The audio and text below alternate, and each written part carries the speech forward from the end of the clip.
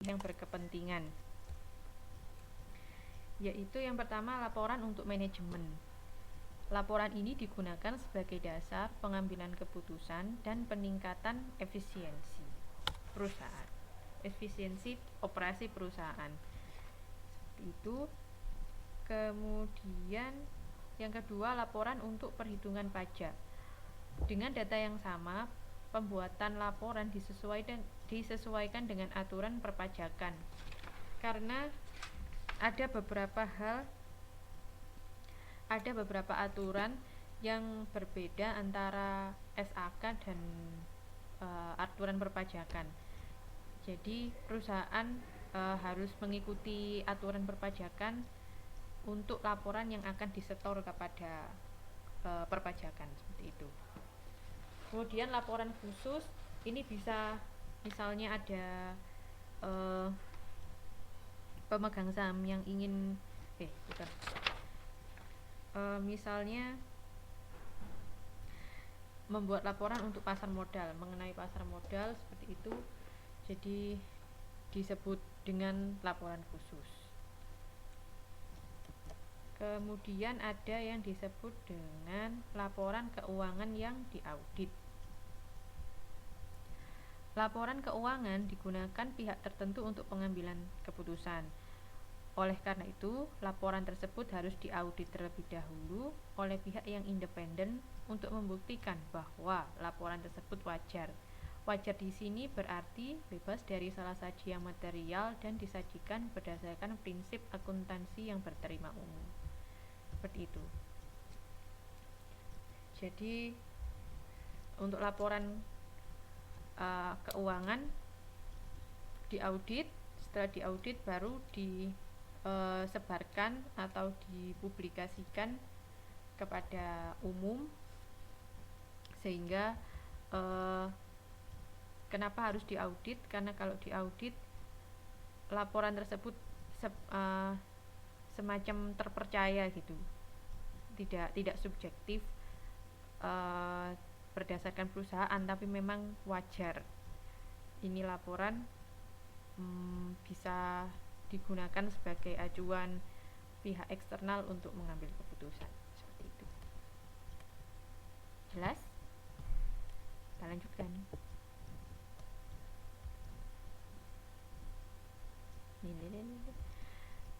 Sekarang jenis-jenis laporan keuangan. Yang pertama yaitu neraca atau balance sheet. Ini formulanya dengan perhitungan seperti ini: harta sama dengan utang ditambah modal. Kemudian laporan laba rugi, pendapatan dikurangi biaya sama dengan penghasilan.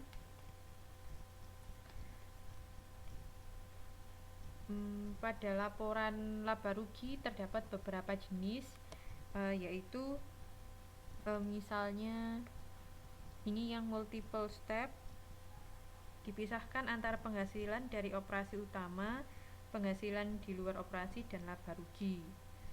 Semuanya dipisahkan. Ini sudah dibahas di pengantar akuntansi kan ya. Jadi karena tulisannya sangat kecil-kecil, jadi ya seperti ini. Mohon maaf.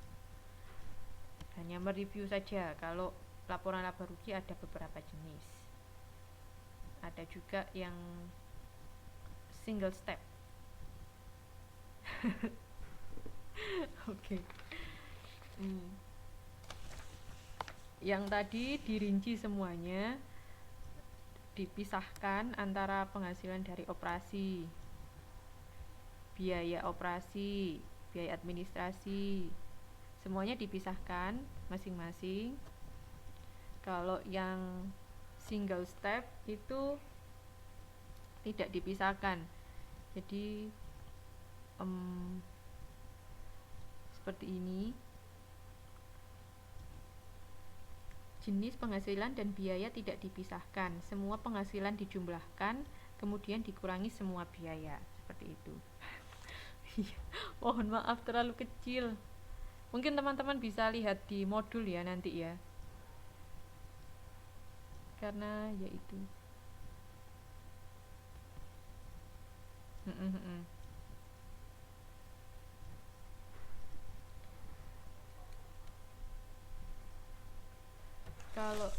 di modul halaman sebentar. Dibesarkan itu sebentar.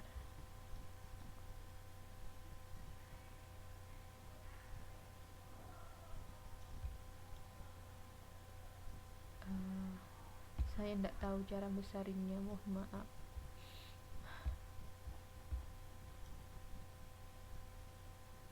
Itu Mbak Rita, halaman 12 ya.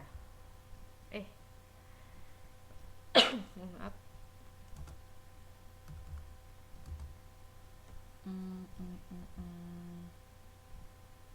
Halaman, kalau teman-teman sudah lihat modul silakan dibuka.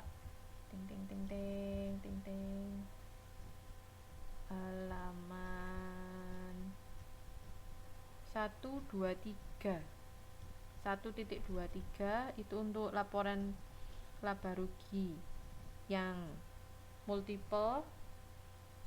Kalau yang ini kalau sesuai dengan modul online kalau yang halaman 1.24 itu ada single step, jadi semua penghasilan dikurangi semua biaya. Ini penghasilannya, penjualan kotor, penjualan bersih, pendapatan, bunga, investasi, dikurangi semua biaya. Ini yang single step. Kemudian yang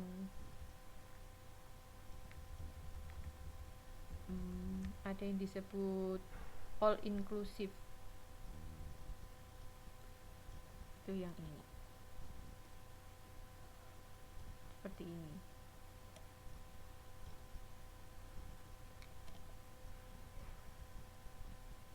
Dan juga ada laporan perubahan modal, itu dengan rumusnya seperti ini: laba ditahan awal ditambah laba atau dikurangi rugi dan dikurangi laba yang dibagikan, itu sama dengan laba ditahan akhir. Laba yang dibagikan ini maksudnya dividen. Kenapa Mbak Ellen?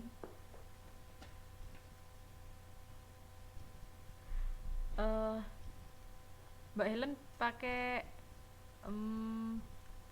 online atau buku ya? Sudah, oke, sip.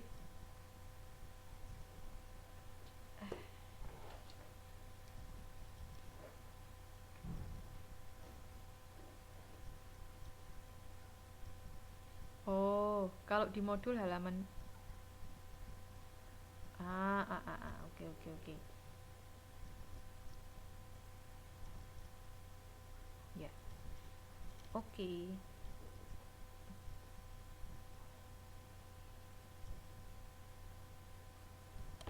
Nah, hubungan antara ketiga laporan keuangan tersebut. Kalau neraca, laporan posisi keuangan pada saat tertentu. Dia semacam snapshot. Jadi pada tanggal segitu keadaan keuangan perusahaan seperti ini. Nah, sedangkan untuk laporan laba rugi, laporan hasil usaha dalam jangka waktu tertentu. Jadi usaha selama setahun misalnya akhirnya mendapat segini, itu kalau laporan laba rugi. Kalau neraca, posisi keuangannya segini pada saat itu, seperti itu. Sedangkan laba ditahan itu laporan tentang laba usaha yang dikembalikan pada pemegang saham. Jadi semacam posisi keuangannya segini, labanya segini, maka yang diberikan kepada pemegang saham berapa, yang laba yang masih ada dalam perusahaan itu ada berapa, itu disebut laba ditahan. Seperti itu. Oke.